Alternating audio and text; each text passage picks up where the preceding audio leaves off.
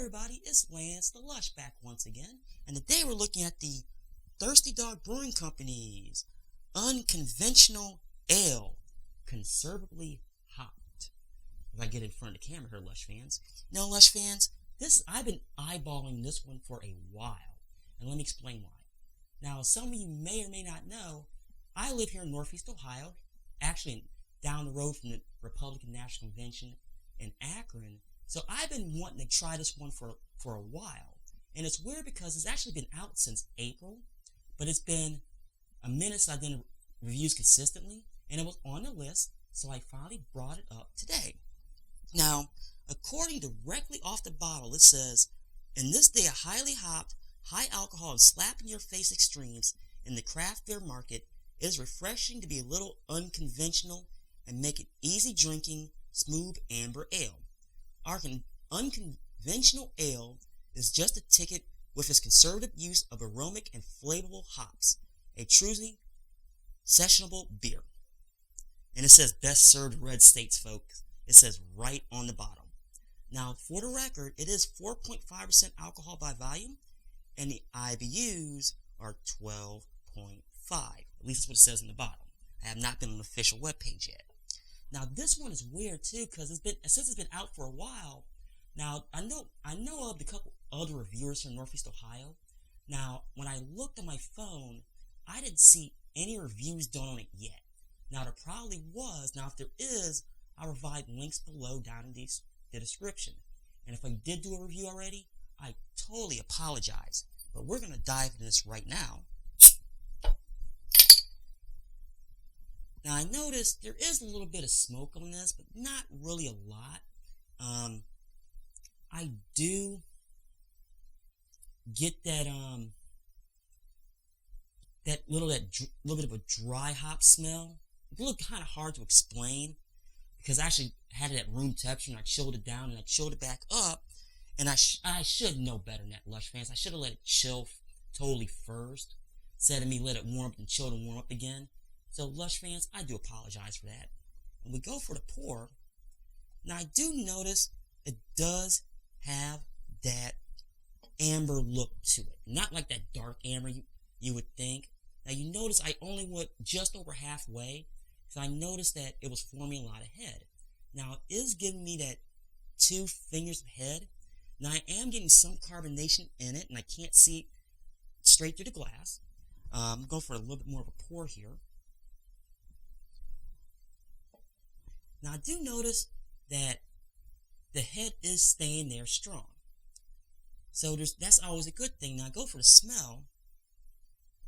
Now, I do get that floral smell, but it's really far into the background. I'm trying to think of anything else.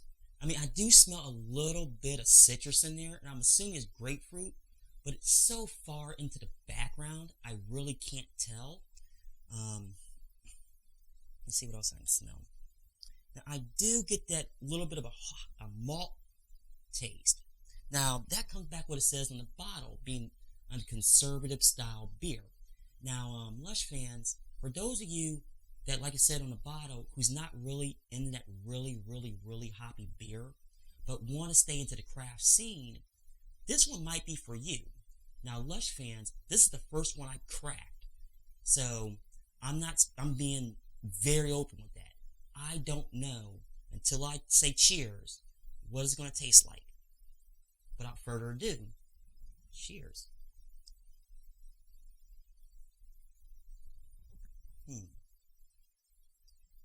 Now, I do get that floral and citrus taste, but it's very far into the background. And I look at the bottle again. It's very,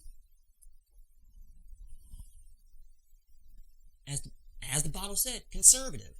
Now, do you get that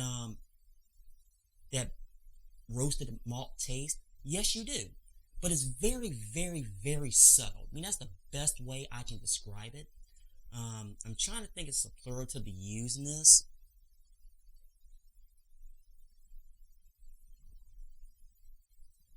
I mean, the taste is there. The aroma is there. I mean, it definitely tastes roasted. Now, Lush fans, some people like that, and some people don't. I'm not gonna say what you taste. I honestly don't, but that's totally up to you.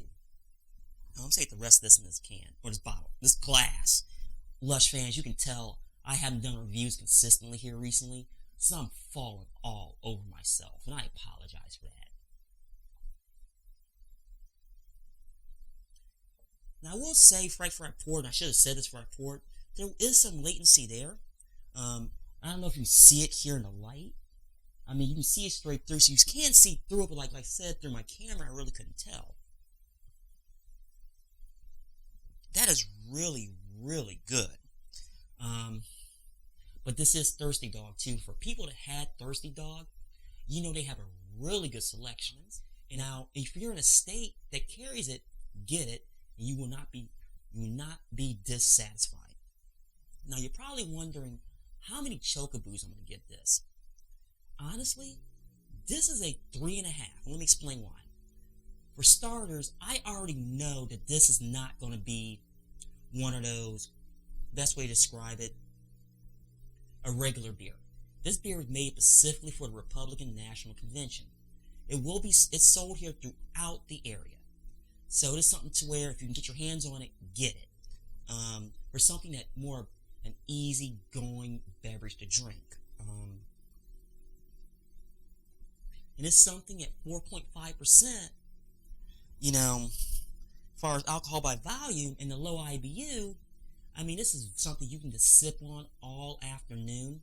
And like I said, it really, really, really held back on what it wanted to do. And it actually accomplished its goal. But Lush, you're probably saying, why only give it a 3.5 chocoboo? Well, I already know it's a one-off, unless they decide to have it year-round or around election time. And if they do that, I will reassess. Well, Lush fans, I'm going to get off here, stop rambling. This is like I said, the Thirsty Dog Brewing Company's Unconventional Ale that is conservatively hopped. And it definitely is, Lush fans. And stay tuned for the next edition of Lance the Lush.